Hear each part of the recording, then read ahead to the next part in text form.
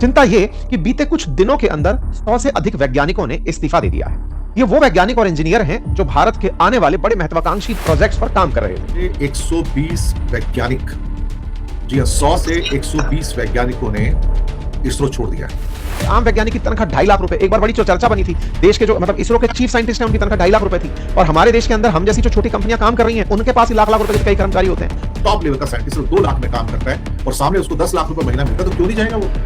आप देशभक्ति के पाठ पढ़ाकर रोक नहीं सकते ना किसी को। सही है, देश छोड़कर तो नहीं गए, इसरो से हम बाहर आ गए, और इस तरह से इसरो से वैज्ञानिकों का निकलना शुरू हो गया। के साथ साथ पैसा भी चाहिए, अपना रोटी भी चाहिए इंसान को, और रोटी के साथ साथ आपको, अगर आपके पास प्रतिभा है तो आपको पैसा देना पड़ेगा। अगर आप पैसे नहीं दे सकते तो फिर एक्सपेक्ट मत करो। इससे निकले कि इन वैज्ञानिकों ने कईयों ने तो कई अहम प्रोजेक्ट छोड़ दिए, यानी कि चंद्रयान 3 तक का जो लीडरशिप था वो तक छोड़ दिया। भैया अब हमको भर्ती करनी पड़ेगी, क्योंकि अब दरअसल देखा जाए तो अब बात बिगड़ गई है। सरकार ने खुद ही अपने पैर को कुल्हाड़ी मारी, स्पेस को प्राइवेट सेक्टर में ओपन कर दिया, तो नेचुरली लोग जाएंगे। दोस्तों, आज एक ऐसी खबर आई जिसने दुनिया को चौंका दिया। खबर निकल कर आती है कि 100 से 120 वैज्ञानिक, जी हाँ, 100 से 120 वैज्ञानिकों ने इसरो छोड़ दिया। ये अपने आप में एक अद्भुत खबर है सर, जी हाँ, बिल्कुल अद्भुत खबर है। और ये कई न्यूज़पेपर में, खासतौर से टाइम्स ऑफ इंडिया ने भी इसको दिया है कि government tightens ISRO exit rules as 120 scientist quit in a year. ये इसे क्या कहा जाए इस न्यूज आइटम के अंदर कि wave of resignations bye nearly 120 ISRO scientist, many working on Gaganyaan and other flagship missions over the past years have prompted the Department of Space to tighten the rules on voluntary retirement and resignations, requiring all such cases to be cleared by headquarters instead of being routinely approved by central level. ये तो 14 जुलाई को एक नया order issue हो गया साहब। 120 scientist छोड़कर चले गए। डिपार्टमेंट ऑफ स्पेस ने ये नहीं बताया कि 120 साइंटिस्ट जो छोड़ के गए हैं ये किस किस प्रोजेक्ट के हैं। इसमें एक विक्टर जोसेफ हैं जो कि विक्रम साराभाई स्पेस सेंटर के हैं। इसके अलावा space dex project director UR Rao satellite centre के जो हैं आदित्य रालापल्ली, उन्होंने भी छोड़ दिया है। एक और यंग चंद्रयान 3 के साथ जुड़े हुए थे, यंग साइंटिस्ट हैं, बहुत टैलेंटेड है, उन्होंने भी नौकरी छोड़ दी है। ये हो क्या रहा है अल्टीमेटली? किस किस्म की कहानी रची जा रही है? एक बात तो सबको पता है कि सरकार पैसे नहीं देती है।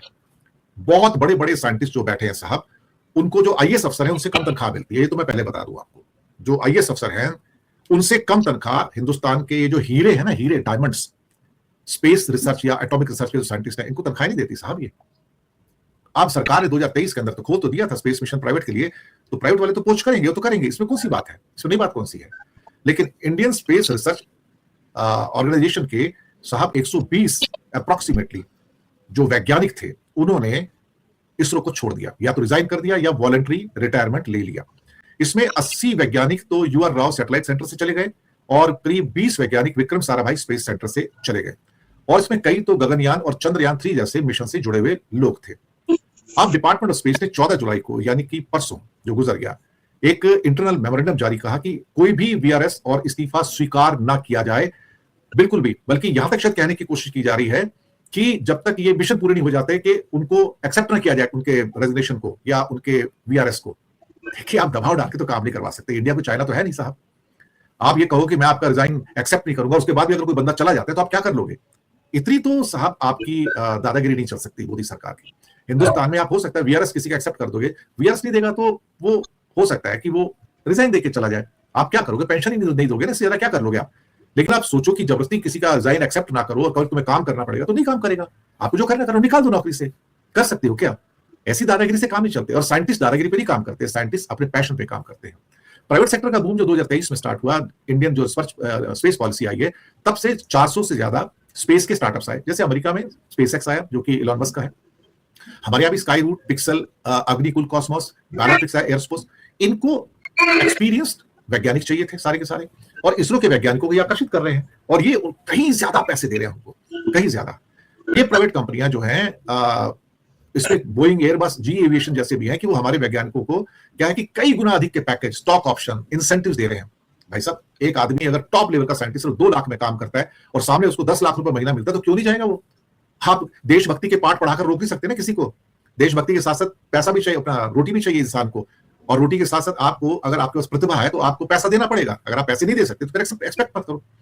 अब वैज्ञानिकों के पास जो अनुभव है वो किसी भी निजी संस्थान के लिए अमूल्य है। जब ये वैज्ञानिक बाहर कदम रखते हैं तो उन्हें तुरंत वहां पर जॉब मिल जाते हैं, चाहे बोइंग में मिलेगा या कहीं और मिले या नासा में मिले। तो इन टैलेंट का बाहर जाना कोई नई घटना नहीं है। 2004 और 2007 के बीच में नए भर्ती हुए लोगों में से आधे लोगों ने नौकरी छोड़ दी। ये सरकारी आंकड़े हैं। 2004 और 2007 में जितने लोगों ने इसरो ज्वाइन किया, आधे लोगों ने छोड़ दिया। 2012 और 2024 के बीच में 700 कर्मचारियों ने इस्तीफा दिया। 700 कर्मचारियों ने इस्तीफा दे दिया इसरो के। इसका मतलब है कि और पिछले साल ये 120 सीनियर वैज्ञानिकों ने इस्तीफा दे दिया। तो कोई नई चीज तो है नहीं।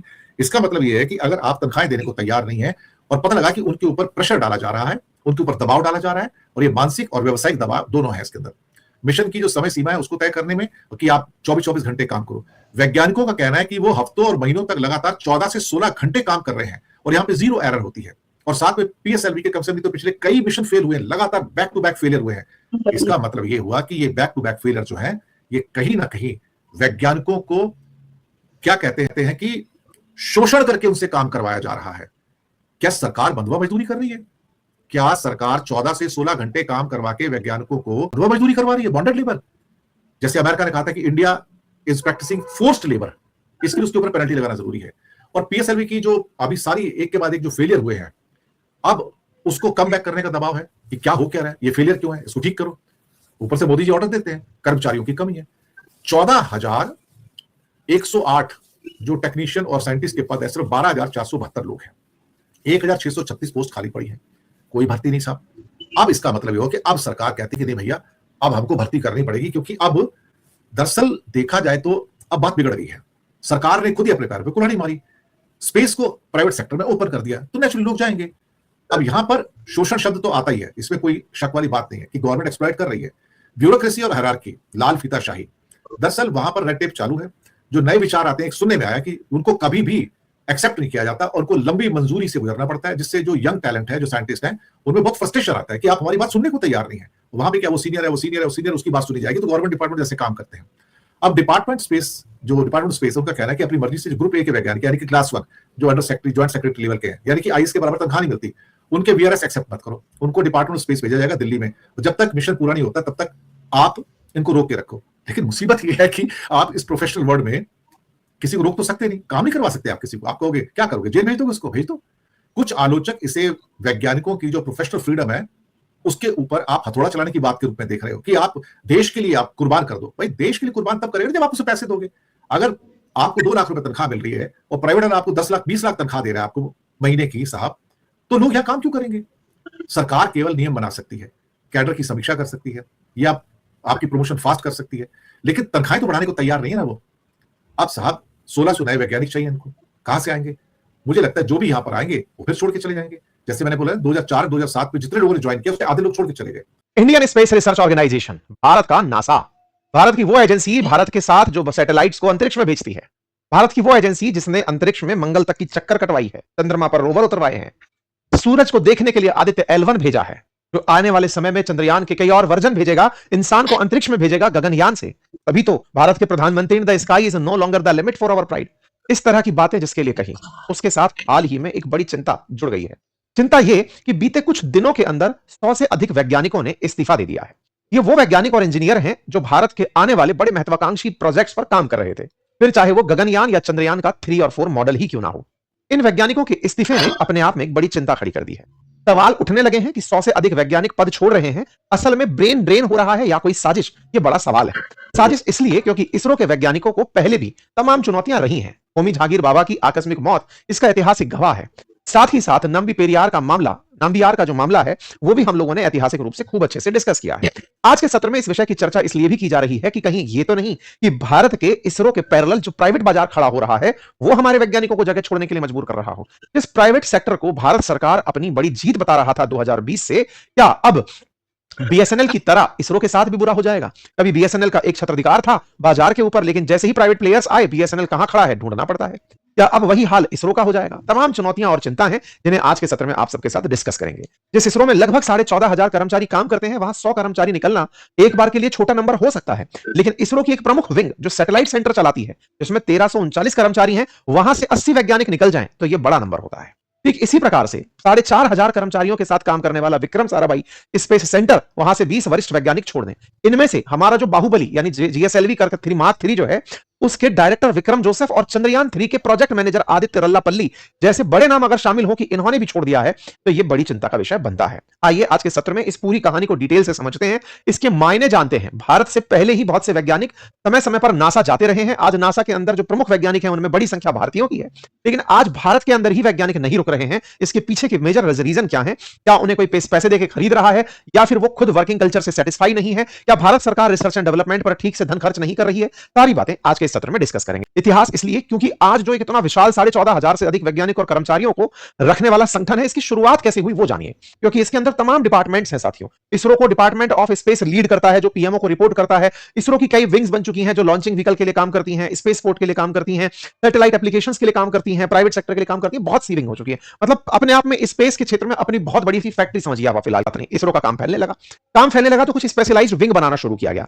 जैसे वीएसएससी को काम दिया गया कि भैया आप रॉकेट डिजाइन करेंगे, ऐसे यूआरएससी को काम दिया गया कि आप उपग्रह निर्माण का केंद्र बनाएंगे, एलपीएससी, इन सबको अलग अलग जगह, ये जितने भी नाम आप देख रहे हैं ये मैं आपको यहां पर फ्लो चार्ट में दिखा चुका हूं। ये तमाम प्रकार के जो नाम आप देख रहे हैं स्पेस के लॉन्चिंग के लिए, यहां पे स्पेस का, यहां पर एनएसआईएल देख रहे हैं, अंतरिक्ष कॉर्पोरेशन देख रहे हैं, ये तमाम जैसे एसडीएससी, एसएचएआर देख रहे हैं, Vikram Sarabhai space centre, liquid propulsion system force centre, URSC, UN Rao satellite centre, space application centre, ये तमाम प्रकार के सेंटर्स को अलग अलग काम दे दिया गया कि आप ये सारे काम निपटाएंगे। में आया यार दुनिया में प्राइवेटाइजेशन हो रहा है तो अब हमको भी प्राइवेट फील्ड को एंट्री करानी चाहिए। 2010 में नासा ने किया, 2019-20 तक हम लोग भी वहां तक पहुंच गए कि भाई अपन को भी करना पड़ेगा। यानी इसरो ने भी समझ लिया कि अब हमें भी प्राइवेट सेक्टर को लाना पड़ेगा। इसके लिए हमने एक संस्थान बनाया जिसका नाम NSIL रखा, न्यू स्पेस इंडिया लिमिटेड। इसका काम क्या था? इसका काम था कि इसरो की जो तकनीकी है और लॉन्च सेवाएं जो है उसका कैसे कमर्शियल यूज किया जा सके। मतलब अब ऐसे समझो जैसे आज हमारे पास बस स्टैंड है, आपके पास भी प्राइवेट बस है, प्राइवेट बस सरकारी बस स्टैंड से भी तो ऑपरेट हो सकती है। इस काम के लिए एक आदमी बिठा दिया, एक संस्था बिठा दी कि सुनो इस बस स्टैंड का यूज अगर सवारियों के लिए कोई प्राइवेट बस करे तो उससे किराया ले लेना। इसको ऐसे समझ लो, आज भारत के इतने सारे पोर्ट हैं,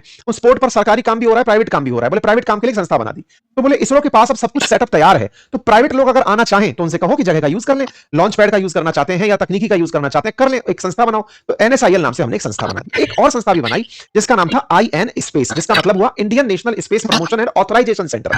बोले आपने परमिशन तो दे दी, लेकिन अगर कोई कंपनी यहां पर आकर के गलत तरीके से हमारी तकनीक का उपयोग करे, हमको उसके अंदर निगरानी भी तो करनी पड़ेगी। जैसे आज अडानी अगर एटॉमिक सेक्टर में एंट्री करा है तो भारत का इंडियन एटॉमिक रिसर्च सेंटर, उसके अलावा भारत की ऐसी एजेंसी जो एटॉमिक एनर्जी में इंटरफेयर कर सकती है, वो जाकर तो चेक कर पाए ना कि अंदर क्या हो रहा है। तो बोले ऐसे ही अगर कोई प्राइवेट कंपनी स्पेस में काम कर रही है तो उसके अंदर निगरानी करने के लिए एक नियामकीय संस्था बनाओ, तो बना दिया गया IN स्पेस नाम से संस्था। तो हम लें जो बीते 5 साल के अंदर तेजी से बढ़कर आई हैं, उनमें स्काई रूट एरोस्पेस का नाम है, ऐसे ही अग्निकुल कॉस्मोस का नाम है, पिक्सल का नाम है, ध्रुवा का नाम है, गैलेक्साई का नाम है, दिगांतारा का नाम है, बेलेंट्रिक्स। और ये दो नाम तो जो स्काई रूट और अग्निकुल है ये तो बहुत ही तेजी से आगे चल रहे हैं, $1 बिलियन कंपनी बन चुकी है ये। इन्होंने इतना तेजी से फंडिंग उठाई है, फंडिंग की तो हेडलाइन बनी है। टॉप 5 में देखा जाए तो स्काई रूट और अग्निकुल का नाम है। स्काई रूट तो अपना भी विक्रम करके 1 2 3 नाम से रॉकेट भी बना चुका है, सफल परीक्षण कर चुका है। सैटेलाइट और रॉकेट बनाने में अब ये तेजी से लोग आगे निकलते हुए आ रहे हैं, मतलब प्राइवेट सेक्टर इन हुआ। अब एक बात बताइए, प्राइवेट सेक्टर से फंडिंग आ गई, प्राइवेट सेक्टर की कंपनियां आ गई, इनको काम करने वाले वैज्ञानिक कहां से लाओगे? काम करने वाले वैज्ञानिकों के लिए आवश्यकता अचानक आ पड़ी। 5 साल में वैज्ञानिक तैयार नहीं होता, वैज्ञानिक सालों की मेहनत से निकलता है, काफी सारी रिसर्च करता है, बहुत सा समय खपाता है, तब जाकर वैज्ञानिक बनता है। ऐसे में अचानक वैज्ञानिकों के लिए ऑप्शंस ओपन हो गए, 400 कंपनियां सामने। अब तक जॉब देने के लिए इसरो खड़ा था, अब 400 कंपनियां एक साथ सामने आई। क्या ऑप्शंस हुए? इन्होंने कहा छोड़ो इसरो, इन्हें ज्वाइन करते हैं, और अचानक ब्रेन ड्रेन होना शुरू हुआ। जी हां साथियों, ये जो आप खबर सुन रहे हैं ना, 100 से अधिक वैज्ञानिक अचानक छोड़ निकल गए इन दिनों। इनमें से अधिकांश ने जाकर इन प्राइवेट कंपनीज को ज्वाइन कर लिया। अब आप पूछेंगे क्यों कर लिया, देशद्रोही हो गए क्या? नहीं, जहां जैसे आज मैं सरकारी नौकरी छोड़ के अपना काम कर रहा हूं, बढ़िया गजेटेड ऑफिसर अशोक स्तंभ कंधे पे लगाकर रखने वाला व्यक्ति, आज अपने काम में मैं अपनी आजादी पाता हूं और अपनी बातें खुल के रख पाता हूं और अपनी एक छोटी सी टीम भी चला पाता हूं, देश के कर में भी योगदान दे रहा हूं और अपनी तरफ से कंट्रीब्यूट अपनी खुशी के लिए भी कर रहा हूं। ऐसे ही इन लोगों ने सोचा कि हम तो वैज्ञानिक हैं ही, वैज्ञानिक होने के नाम पर अगर हम प्राइवेट सेक्टर के साथ जाकर के अगर अंतरिक्ष में सैटेलाइट भेजते हैं, काम तो हमारे वैज्ञानिक होने का ही है, देश छोड़कर तो नहीं गए। इसरो से हम बाहर आ गए और इस तरह से इसरो से वैज्ञानिकों का निकलना शुरू हो गया। इतना तेजी से निकले कि इन वैज्ञानिकों ने कईयों ने तो कई अहम प्रोजेक्ट छोड़ दिए, यानी कि चंद्रयान 3 तक का जो लीडरशिप था वो तक छोड़ दिया। अब ये तो चुनौतीपूर्ण है कि साहब आप बीच में काम छोड़कर चले गए, अचानक छोड़कर चले गए, आपके पास सारी जिम्मेदारी थी, आप ही प्रोजेक्ट मैनेजर थे, सारी की जानकारी आपके पास थी, आप निकल लिए। यहां से एक चिंता और बनी, चिंता यह बनी कि अगर दुश्मन देश किसी भारत की प्राइवेट कंपनी में फंडिंग करवा दे और उनसे कहे कि सारे के सारे वैज्ञानिकों को तोड़ के इधर ले आओ, मुंह मांगा पैसा दे दो, आपका तो पूरा अंतरिक्ष प्रोग्राम रखा रह जाएगा। आप विचार करिए, आज 400 कंपनी है और उनको फंडिंग के दम पर सारा काम हो रहा है, फंडिंग के नाम पर वो तमाम प्रकार के लोगों को तोड़ रही हैं। आज इसरो में एक आम वैज्ञानिक की तनख्वाह 2.5 लाख रुपए, एक बार बड़ी चर्चा बनी थी, देश के जो मतलब इसरो के चीफ साइंटिस्ट हैं उनकी तनख्वाह 2.5 लाख रुपए थी, और हमारे देश के अंदर हम जैसी जो छोटी कंपनियां काम कर रही हैं उनके पास ही लाख लाख रुपए के कई कर्मचारी होते हैं। इसका मतलब सोचिए कि अचानक 2.5 लाख रुपए सुर्खी बन गया था कि इतना बड़ा काम करने वाली संस्थान और तनख्वाह के नाम पर कुछ नहीं। वहीं पर किसी को अचानक 2.5 करोड़ रुपए ऑफर कर दिए जाए कि साहब आओ आप इधर, होता है आज प्राइवेट सेक्टर में आप कोचिंग सेक्टर उठाकर देखिए, 1 करोड़ से ऊपर तनख्वाह पाने वाले कोटा में ही कम से कम 100 से ऊपर टीचर होंगे। हमारे देश के अंदर करोड़ों रुपए कमाने वाले डॉक्टर्स मिल जाएंगे, इंजीनियर्स मिल जाएंगे, लॉयर्स मिल जाएंगे, लेकिन वही जब सरकार के साथ काम करते हैं तो उनकी तनख्वाहों में एक कैप लग जाता है। तो ऐसे में आपने बहुत से बार डॉक्टरों को सुना होगा कि सरकारी डॉक्टर थे, छोड़ दिया अस्पताल और बाहर जाकर के प्राइवेट प्रैक्टिस करते हैं, या प्राइवेट अस्पताल खोल लिया, प्राइवेट अस्पताल में चले गए। बिल्कुल वही इसरो के साथ हुआ, और इसरो के केस में बड़ी संख्या में वैज्ञानिक निकल कर इन्हें ज्वाइन करना शुरू कर दिए। एक तरफ भारत सरकार 1000 करोड़ रुपए का स्टार्टअप फंड लाती है कि आओ हम स्टार्टअप्स को पैसा देंगे, वही स्टार्टअप्स वैज्ञानिकों के नाम पर उन्हीं इसरो के वैज्ञानिकों को ले आते हैं। तो फिर तो सर ये तो जीरो सम गेम हो गया। वहां पर भी तो काम ही कर रहे थे, यहां पर भी काम करेंगे, हमारा काम वही की वही रह गया, हम ग्रो कैसे किए? अपॉर्चुनिटीज नहीं बनी तो अब हो सकता है आने वाले समय में तमाम प्रकार की आईआईटीज के अंदर, इंडियन इंस्टीट्यूट ऑफ साइंस के अंदर एरोस्पेस के अंदर डिमांड बहुत तेजी से बढ़े, क्योंकि अब उन्हें जरूरत पड़ेगी इन लोगों की। और ऐसे में इसरो को भी अगर टैलेंट को रोकना है तो तनख्वाह बढ़ाना पड़ेगा। माहौल तो अब कंपिटिटिव बनेगा, लेकिन सरकारी काम तो सरकार की तरह चलता है, सरकार का तो डंडा होता है। अब सरकार ने यहां पर अपना डंडा चला दिया है, हमें बिना बताए नहीं जाओगे। अब सरकारी सेवाओं में ऐसी चीजें तो लिखी जाती नहीं है, तो नोटिस पीरियड का सिस्टम डाल दिया गया कि 3 महीने पहले बताना पड़ेगा, छोड़ने से पहले अपने सीनियर को प्रोजेक्ट हैंडओवर करना पड़ेगा, या साथ वाले को समझाना पड़ेगा, तब जाओगे। एक बड़ी उछल कूद का सा माहौल इसरो के अंदर इस समय बन गया है। लेकिन चुनौती पैरेलली चली आ रही है, वो ये कि क्या इस खेल में कोई और तो आकर इन्वॉल्व नहीं हो गया है? क्योंकि अल्टीमेटली हमारे देश के अंदर प्राइवेट सेक्टर अच्छा करे ये सब चाहते हैं, लेकिन वैज्ञानिक छोड़कर उधर चले जाए और किसी का इल इंटेंशन इसके पीछे जुड़ जाए तो ये अपने आप में एक और बड़ी चुनौती बन सकती है। फिलहाल इसे ब्रेन ड्रेन से ही जोड़कर देखा जा रहा है। आप ऐसे समझकर देखिए कि आज भारत से विदेश में शिक्षा प्राप्त करने के लिए अगर भारत में कोई एक विदेशी शिक्षा लेने आता है तो भारत से 25 भारतीय विदेश में शिक्षा लेने जाते हैं। यानी बड़ी संख्या में भारतीयों का पलायन ऑलरेडी एक बड़ा मुद्दा रहा है। भारत के डॉक्टर, नर्सेज तमाम विकसित राष्ट्रों के अंदर जाकर के जॉब कर रहे हैं। रीजन सिंपल है, क्योंकि हमारे यहां पर रिसर्च को एडमायरेशन नहीं है, तारीफें नहीं है, तनख्वाहें नहीं है। सीधी सी बात यह है, भारत के अंदर जितने भी रिसर्चर्स हैं उन्हें रिसर्च के नाम पर रोजगार की तलाश रहती है। हमारे सोमनाथ जी को ही देख लीजिए, जिनको आपने इसरो के तमाम प्रोजेक्ट्स के साथ जुड़ा देखा हो। हाल ही में इन्होंने भी जाकर के अग्निकुल ज्वाइन कर लिया है, प्राइवेट सेक्टर की कंपनी को ज्वाइन कर लिया है। जी हाँ, तो ये थी आज की वीडियो। अगर वीडियो पसंद आई है तो वीडियो को लाइक करें। अगर आप इंडियन रिएक्शन देखना पसंद करते हैं तो हमारे चैनल को सब्सक्राइब करें। मिलते हैं नेक्स्ट वीडियो में, तब तक के लिए अल्लाह हाफिज़।